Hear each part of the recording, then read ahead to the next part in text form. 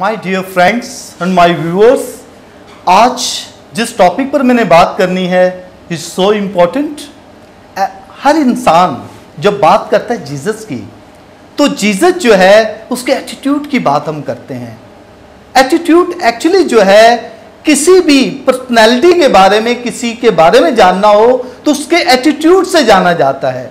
खुदा यीशु मसीह का एटीट्यूड ये था, वो कहता अपने दुश्मनों से मोहब्बत रखो और उनका भला सोचो, जो तुम पर लानत करते हैं उनके बारे में दुआ चाहो। जीसस का एटीट्यूड हमेशा नरम। वो कहता है कि मैं दिल का फ्रोतन हूं और मुलायम हूं। जब हम खुदा यीशु मसीह की बात करते हैं, उसका एटीट्यूड, खुदा यीशु मसीह कहता है अगर कोई तुम्हारे एक गाल पर तमाचा मारे दूसरी गाल भी पेश कर दे, तो ये उसका एटीट्यूड है। अगर हम देखते हैं उसका एटीट्यूड, उसका रहम दूसरों पर, उसका रहम क्या है। जब खुदा यीशु मसीह देखता है कि लोग उसके साथ बियाबान में चलते हुए आ रहे हैं, जब पहाड़ी आवाज हुआ और उसके बाद जब उसने देखा तो वहां पर शागिर्द कहते हैं खुदावन इनको जाने दो, क्योंकि इनको अगर हम खाना नहीं इतना खिला सकते। तो खुदा यीशु मसीह उनको कहता है कि तुम्हारे पास कितना है। पतरस कहता है इसको 200 दिनार का भी अगर दिया जाए तो वो भी कम है। तो खुदा यीशु मसीह ने कहा कि जो कुछ तुम्हारे पास है वो लाओ। उसने कहा कुछ रोटियां और चंद एक मछलियां हैं छोटी।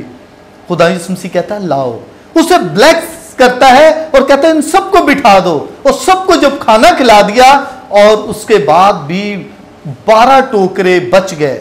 ये खुदा यीशु मसीह का एटीट्यूड था रहम करने का।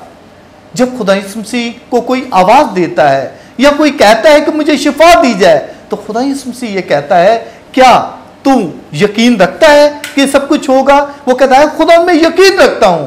और उस एटीट्यूड की वजह से जब हम खुदाउन पर भरोसा रखते हैं तो उस एटीट्यूड से हम तंदुरुस्त हो जाते हैं, हम शिफा पाते हैं, हम निजात पाते हैं।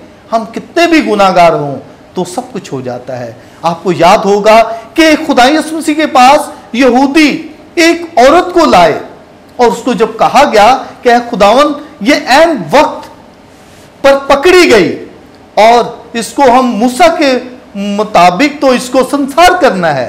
खुदा यीशु मसीह उनसे कहता है जमीन पर बैठकर लिखना शुरू कर देता है। और खुदा यीशु मसीह उनसे कहता है कि जिसने अपनी जिंदगी में कोई गुनाह नहीं किया सबसे पहला पत्थर वो मारे। और सब एक एक करके चले जाते हैं। आखिरकार वो औरत वहां पर अकेली रहती है। खुदा यीशु मसीह उसे कहता है कि तुझे किसी ने नहीं मारा। उसने कहा खुदाउन किसी ने नहीं। कहते जा दोबारा गुनाह ना करना, चली जा, मैं भी तुझे कुछ नहीं कहता हूं। और ये था खुदाउन का माफ करने का। खुदा यीशु मसीह का एटीट्यूड ये था कि वो हमेशा जब भी है किसी पर रहम करना, और वो ये कहता है कि मेरे पास जब कोई आता है तो शिफा पाकर जाएगा। तो अगर किसी के अंदर कोई बदरू है तो वो भी शिफा पाते हैं। और एक दफा रोमी सूबेदार जो था, उसका जो एक सिपाही जो था बीमार था, फालिज में था, तो वो आता है क्या खुदावन मेरे एक गुलाम को वो बीमार है, आकर से शिफा दे। तो खुदा यीशु मसीह कहता मैं आऊंगा, लेकिन वो कहता है ऐ खुदावन तू इधर से ही दुआ कर ले तो मेरा जो खादिम है शिफा पाएगा। तो खुदा यीशु मसीह ने कहा कि मैंने इतना बड़ा ईमान नहीं देखा। और ये जो है कि वो इस्राएल में भी ऐसा ईमान नहीं था जो उसने कह रहा कि मैंने इस्राएल में भी ऐसा ईमान नहीं देखा। और ये जो था ये सबसे अहम बात थी, और उसने यही बात की और उसका जो खादिम था वो सही हो जाता है। मैं ये समझता हूं कि खुदाउन के पास जब आते हैं कि एक दफा खुदा यीशु मसीह का एटीट्यूड जो है हमें हर जगह पर मिलता है। जब कश्ती के अंदर तमाम शागिर्द सवार होते हैं, खुदा यीशु मसीह पानी पर चलते हुए जाता है, और उसके बाद जब पतरस कहता है वो डर जाते हैं, सब घबरा जाते हैं। वो कहते हैं कि तू कौन है, लेकिन वो कहता मैं यीशु हूं, मैं खुदावंद हूं। और जब वो पतरस कहता है कि मैं आपके पास आऊं, तो वो कहता है आ जा। जब ईमान में हम घबरा जाते हैं, पतरस ईमान में घबरा जाता है और वो कश्ती वो पानी के अंदर डूबना शुरू हो जाता है। फिर कहता है खुदावन मुझे बचा, और खुदावंद उसे बचा लेता है।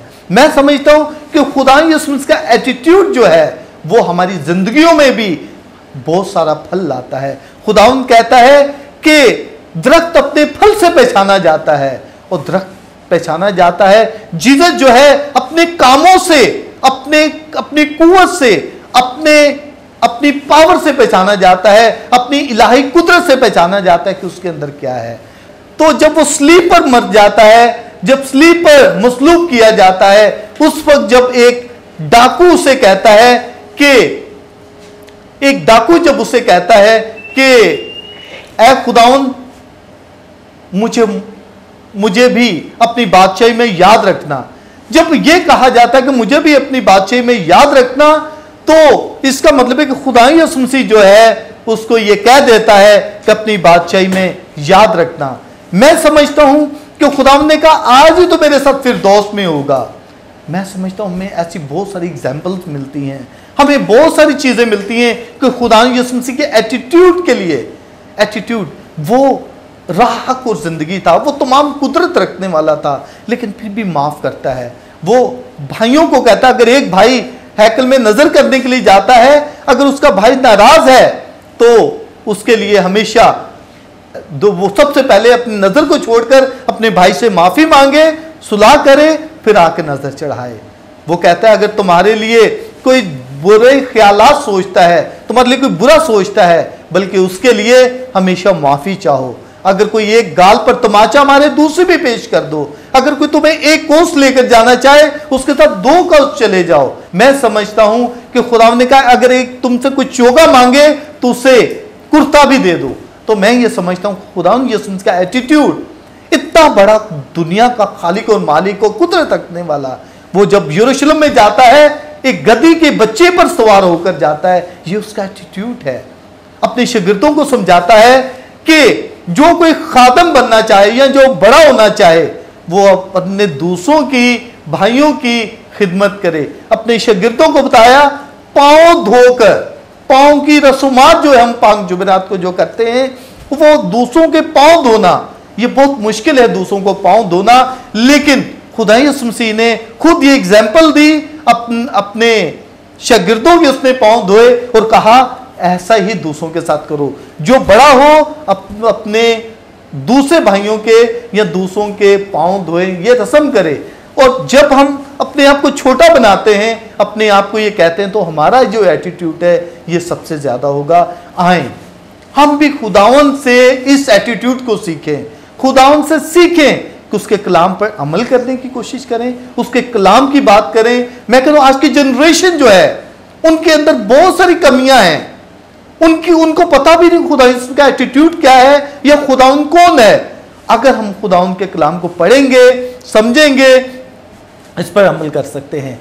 खुदावन का एटीट्यूड ये है कि हम हमेशा दूसरों को माफ करें, अपने दुश्मनों को गले लगाएं, अपने हमेशा इन लोगों के साथ हम चलें जो हमें बुरा हमारे लिए सोचते हैं, हम उनके लिए भला सोचें, उनके लिए दुआ करें। ये आज की जनरेशन जो है उनके लिए बहुत इंपॉर्टेंट है। आज की जनरेशन अपने माँ बाप की रिस्पेक्ट नहीं करती, अपने बुजुर्गों की रिस्पेक्ट नहीं करती, तो दूसरों को क्या करेगी। मैं ये समझता हूं कि आज एटीट्यूड ऑफ जीसस को सीखने की जरूरत है, हमें अपने अंदर लेने की जरूरत है, अपने अंदर ऐसा समा लें ताकि हमारी जिंदगियों में जीसस का एटीट्यूड नजर आए, ताकि लोग जाने कि हम खुदावंद के शागिर्द हैं, खुदावंद को मानने वाले हैं।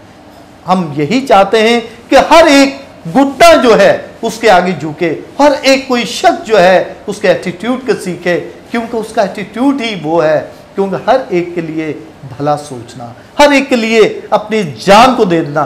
कोई भी शख्स अपने जिस्म को दूसरों के लिए नहीं तोड़ता, लेकिन खुदा यीशु मसीह ने अपने आप को दूसरों के लिए कुर्बान किया ताकि दूसरों को बचा सके, दूसरों को मुक्ति दे सके, ताकि अपने एटीट्यूड के जरिए से दुनिया को बचा सके।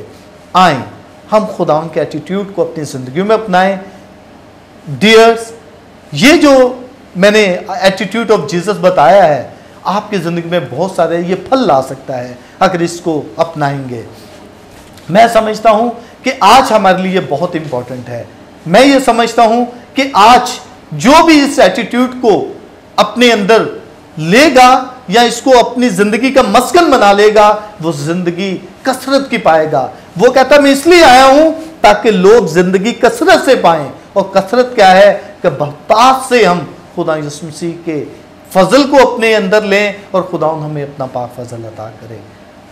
ओके डियर फ्रेंड्स, और मैं ये समझता हूं इसको जितना भी आप शेयर कर सकते हैं, ये खुदा यीशु मसीह के एटीट्यूड को दूसरों तक फैलाना, दूसरों तक पहुंचाना, मैं समझता हूं खुदावंद आपको और फजल अता करेगा, अपनी बरकत आपको अता करेगा जब ये करेंगे। Okay, God bless you.